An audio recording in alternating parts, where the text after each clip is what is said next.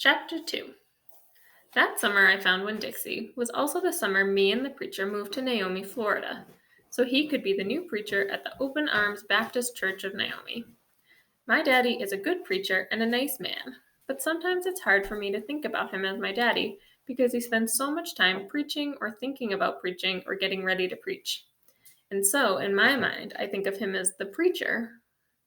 Before I was born, he was a missionary in India, and that's how I got my first name.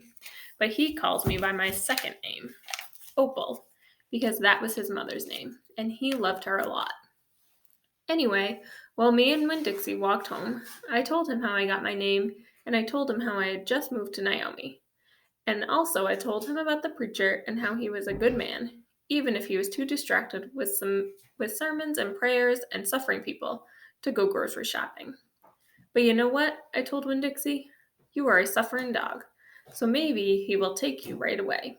Maybe he'll let me keep you. Winn-Dixie looked up at me and wagged his tail. He was kind of limping, like something was wrong with one of his legs. And I have to admit, he stunk. Bad. He was an ugly dog, but already I loved him with all my heart.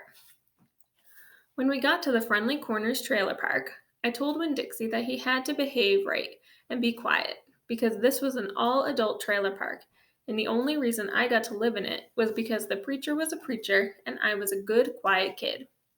I was what the Friendly Corners trailer park manager, Mr. Alfred, called an exception, and I told Winn-Dixie that he had to act like an exception too.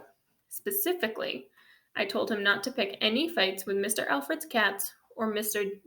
Detweller's little yappy Yorkie dog, Samuel. Winn-Dixie looked up at me while I was telling him everything, and I swear he understood.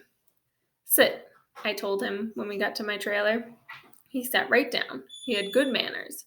Stay here, I told him. I'll be right back.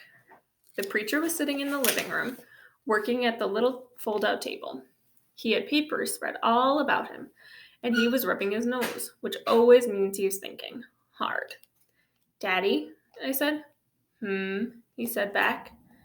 Daddy, do you know how you always tell me that we should help those less fortunate than ourselves? He said. He rubbed his nose and looked around at his papers. Well, I said, I found a less fortunate at the grocery store. Is that right? He said. Yes, sir, I told him. I stared at the preacher really hard. Sometimes he reminded me of a turtle hiding inside its shell, in there thinking about things and not ever sticking his head out into the world. Daddy, I was wondering, could this less fortunate, could he stay with us for a while? Finally, the preacher looked up at me. Opal, he said, what are you talking about? I found a dog, I told him, and I want to keep him. No dogs, the preacher said. We've talked about this before. You don't need a dog.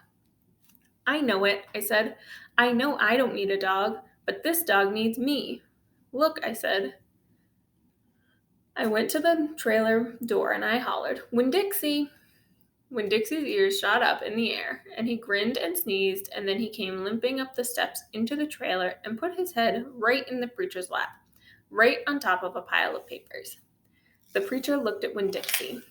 He looked at his ribs and his matted up fur and the places where he was bald. The preacher's nose wrinkled up. Like I said, the dog smelled pretty bad. Winn-Dixie looked up at the preacher. He pulled back his lips and showed the preacher all of his crooked yellow teeth and wagged his tail and knocked some of the preacher's papers off the table.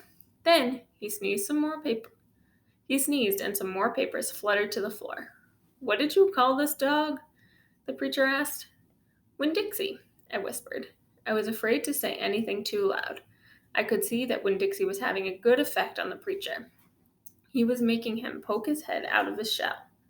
Well, said the preacher, he's a stray if I've ever seen one. He put down his pencil and scratched Winn-Dixie behind the ears. And a less fortunate too, that's for sure. Are you looking for a home? The preacher asked, real soft, to Winn-Dixie. Winn-Dixie wagged his tail. Well, the preacher said, I guess you found one.